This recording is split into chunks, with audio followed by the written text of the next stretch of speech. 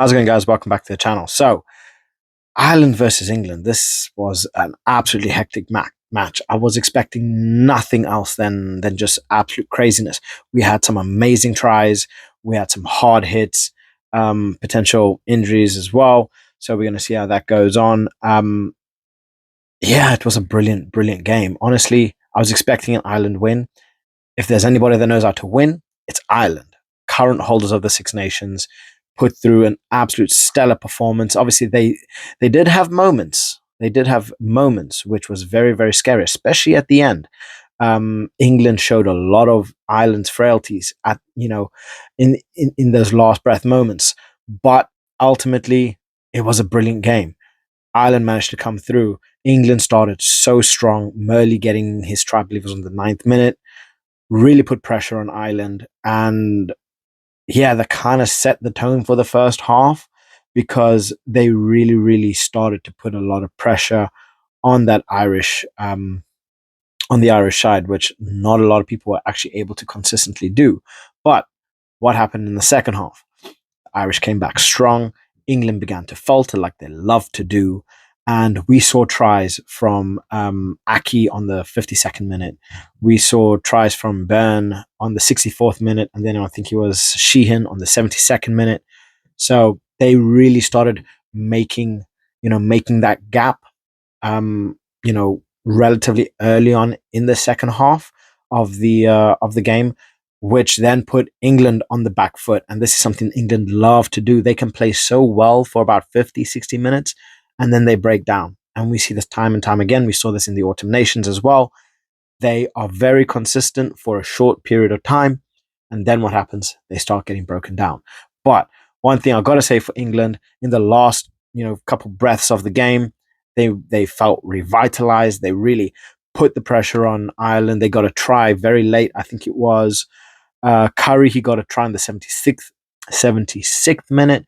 And then I believe it was Tommy Freeman. He got a try literally last breath, last play of the game.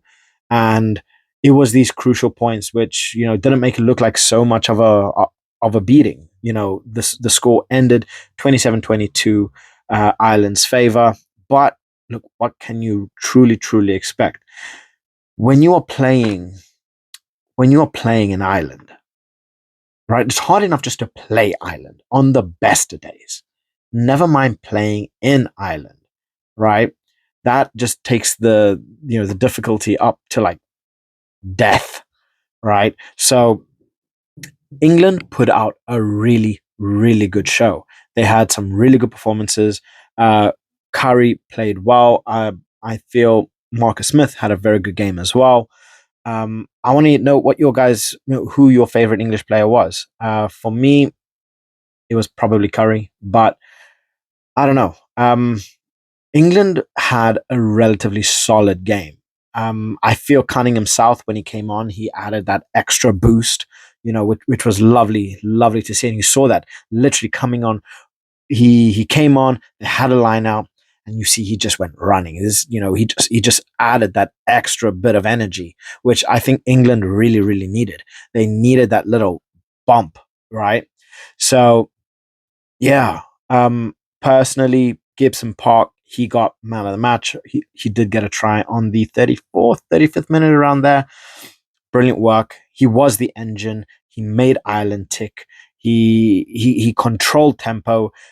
He had an all-round brilliant, brilliant game. And I think he well deserves he well deserves the man of the match for this. So it's going to be interesting seeing now how both of these teams go into next week. Obviously, after France destroyed Wales, Scotland put the works to Ireland, but by no means that was an easy game. Sorry, for Scotland. Scotland put the works to Italy. Italy really, really made Scotland work for that one very, very hard. And I'm loving the side. The only team that I see that isn't competitive right now is Wales, but Wales also did play France. So the game what's eventually going to happen between Wales and Italy, that's going to be a good one. But if Italy played it the way they were, their kicking game was on point, if they play that way up against England, they could, they could have a real good shout. I can't see them beating them, but there are those possibilities there. So I don't know. It was an absolutely, absolutely brilliant game. We had some major, major performances. I love seeing Sheehan come on and then getting himself a try as well. Really just giving that vibe of experience, and showing these youngsters, hey, yeah, this is what we do. Um, and yeah, just had some brilliant, brilliant performances. I always love watching Aki play. He always comes in with that energy, those hard hits. He loves to run into people and just smashes whatever he can. And it's always amazing, amazing to see him play. Prendergast, I think he had a pretty good game. Not the best, obviously, could have been better, but you got to give the guy a bit of time at least. I mean, this was a very, very difficult game to be coming on for Ireland. Obviously, Crowley doing his work. Um, I think it was after the two tries that he came on. I think it was Ben and Sheehan's tries. I do believe he converted both of them. Where Prendergast didn't really convert. So I think in Easterby's mind, that's going to kind of shift to Crowley, because even when Crowley came on, he put in a good shift. He put in a lot of work, which was lovely, lovely to see. And you can see that international experience in Crowley. So I think he did a good choice in starting Prendergast to kind of give him a feel of the tournament and so on. But personally, I feel after Crowley's performance, after coming on, he's going to get the nod for the next game. That's just my opinion. I would love to hear what you guys think in regards to that.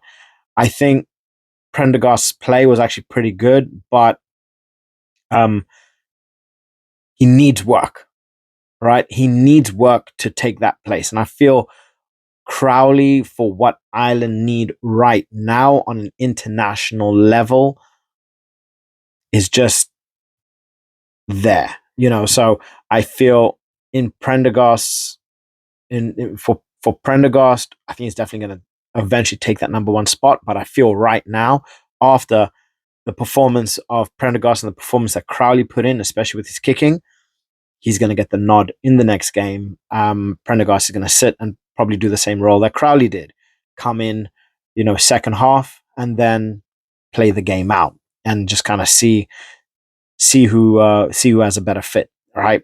So yeah, brilliant, brilliant game.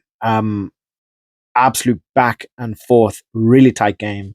This is what England does bring, though. England brings this fire. They bring this heart and energy, but they can't sustain it.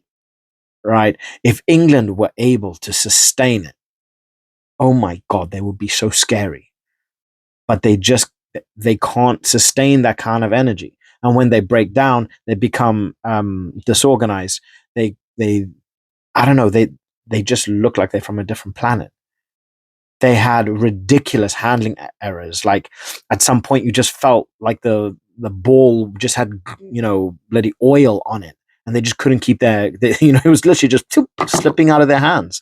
It was literally just slipping out of their hands as they're trying to do anything. You have a quick a quick through pass, boom, just slips down.